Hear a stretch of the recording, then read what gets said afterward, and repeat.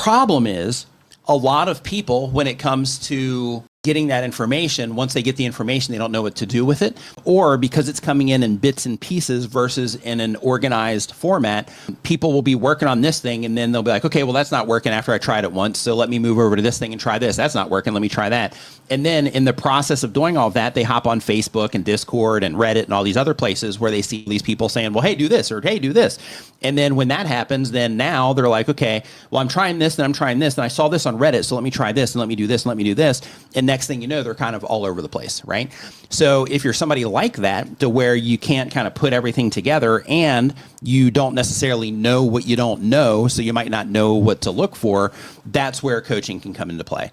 However, plenty of people grow their YouTube channels without any coaching whatsoever, but if you do go into like a course of some kind, or you do work with a coach of some kind, as long as they legitimately know what it is that they're doing, they can make a substantial difference in your approach. But you got to be teachable, and you got to be willing to do what they say.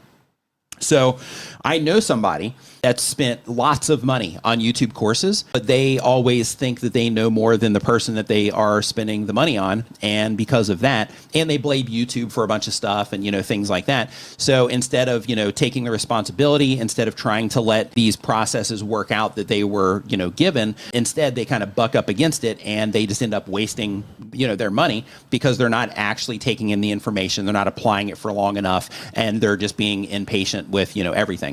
So when it comes to coaching, it can absolutely be helpful, but you have to be teachable.